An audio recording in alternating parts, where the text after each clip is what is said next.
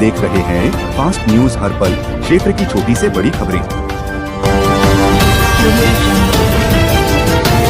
राजिम क्षेत्र में ब्रह्मा कुमारीज की ईश्वरीय सेवा की शुरुआत, जाने वरिष्ठ राजयोगी ब्रह्मा कुमार जीवधर भाई जी से, जो अभी पूरे गरियाबंद जिले में ईश्वरीय सेवा को आगे बढ़ाने में ब्रह्मा कुमारी बहनें सेवा केंद्र में रहकर पूरे तन मन से ईश्वरीय सेवा में समर्पित होकर कर रही है।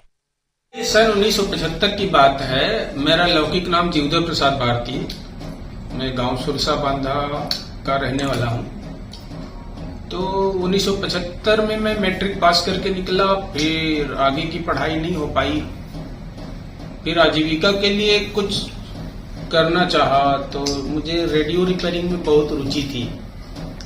तो मैं आसपास मैकेनिकों के पास गया, तो 2-4 दिन उन्होंने सिखाया, फिर सलाह दे दिया रायपुर में जाके आप ट्रेनिंग लीजिए। रायपुर गया, एडमिशन लिया, ट्रेनिंग लेने लगा और ट्रेनिंग पूरी भी हो गई, 1 साल पूरा हो चुका था। जहां तक भगवान को पाने की बात है, भगवान के बारे में विस्तार से जानने की मेरी इच्छा तो थी। किशोरावस्था से ही कहीं कुछ प्रवचन होता था, सत्संग होता था तो जाया करता था, जानकारों से कुछ पूछता था, तो संतोषजनक कोई परिचय बता नहीं पाते थे भगवान के बारे में। रायपुर में मैं जिस मकान में किराए पर रहता था, वहां 2 कमरे थे। एक में स्टेनोग्राफर रहता था आबकारी विभाग का, और एक कमरे में मैं रहता था। तो जब वो ड्यूटी से आता था तो हम कुछ चर्चाएं करते थे, इधर उधर का गपशप न करके कुछ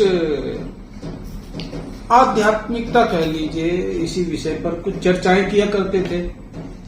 एक दिन वो आया शाम को ड्यूटी से, बोलता है, भारती जी, मैं सुना हूं कि रायपुर में माउंट आबू से कुछ लोग आए हुए हैं और आत्मा परमात्मा का अच्छा ज्ञान सुनाते हैं, हमें भी चलना चाहिए क्या? हमने कहा जरूर चलना चाहिए, जरूर, कल ही चलेंगे, देरी क्यों करें। दूसरे दिन हम सवेरे तैयार हुए, स्नान वगैरह करके 7 बजे निकल गए। एमजी रोड सेवा केंद्र में जाते तक करीब 8 बज चुका था। और जब हम ऊपर गए सत्संग भवन में, तो मुरली समाप्ति के बाद सब बाबा की याद में बैठे हुए थे, गीत बज रहा था। हम दोनों भी जाके पीछे जाके बैठ गए। हमको तो कुछ ध्यान करना, याद करना आता नहीं था।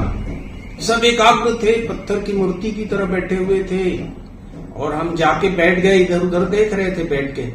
गीत समाप्त हुआ, सब के सब चले गए, जाने लगे अपना डायरी पेन उठा के। वहां की दीदी विमला बहन जी थी और कमला बहन जी थी। उन्होंने पूछा आप कैसे आए? तो हमने कहा बहन जी, सुने हैं यहाँ अच्छा ज्ञान मिलता है आत्मा परमात्मा का, तो हम दोनों आ गए। बहन जी हाँ ये बैठे। फिर वो अंदर ले गई, एक कमरे में बिठा के उन्होंने सीधा कोर्स, पहला लेसन, आप शरीर नहीं है आत्मा है, इस विषय में विमला बहन जी ने बताया। तो वो पहला लेसन हमको एकदम जज गया, तीर लग गया। ऐसा लगा कि जिसकी खोज में थे अपन, वो ज्ञान मिल जाएगा, यहाँ मिल रहा है, ऐसा लगा। बहुत खुशी हुई।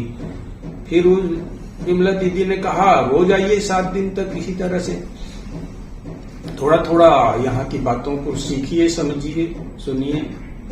हम 7 दिन गए दोनों, उनका श्रीवास्तव भाई साहब और मैं। 7 दिन में कोर्स पूरा हो गया, सब कुछ अच्छा लगा। फिर उन्होंने कहा कि कल से आप लोग दैनिक सत्संग में आ सकते हैं, 7 बजे से 8 बजे तक क्लास चलती है, मुरली क्लास, उसमें लोग आ सकते हैं आप लोग। तो हम जाने लगे और सब कुछ बढ़िया, उसी दिन से ज्ञान में आ गए। धीरे धीरे थोड़ा बहुत जो शंकाएं थी, पूरा ज्ञान तो समझ में आता नहीं है, इकट्ठा 7 दिन में सब कुछ जान जाए ऐसा होता नहीं है। धीरे धीरे सब बातें क्लियर होती गई और फिर 1 साल के बाद फिर मधुबन जाने का अवसर मिला। और 1981 की बात है, उस समय शांतिवन बना नहीं था। पांडव भवन में ही मेडिटेशन हॉल में बाबा आते थे, संदली पर बैठते थे और थोड़े से भाई बहन होते थे, छोटा सा भवन था। तो उसमें प्रथम बाबा मिलन हुआ तो उस समय बाबा खुद ही प्रत्येक बच्चे को टोली और दृष्टि अपने हाथों से दिया करते थे। तो प्रथम मुलाकात में बाबा से टोली और दृष्टि लेने का हमको अवसर मिला। इस तरह से बाबा के ज्ञान में आना हुआ और फिर जब मैं वापिस आया, सुरसा बांधा आया, तो इस क्षेत्र में तो कोई और ज्ञान में था नहीं। तो इस तरह से यहाँ धूमा में डॉक्टर जीवनलाल वर्मा जी, टेलर वर्मा जी वगैरह वगैरह सब धीरे धीरे उनको भी ज्ञान मिलता गया और इस तरह से एक दूसरे का दीपक जगाते गए और फिर संख्या बढ़ती गई। करते करते आज इतना बड़ा हो गया है, सुनता हूँ पूरे राजिम क्षेत्र में दूर दूर तक बाबा का ज्ञान फैल चुका है।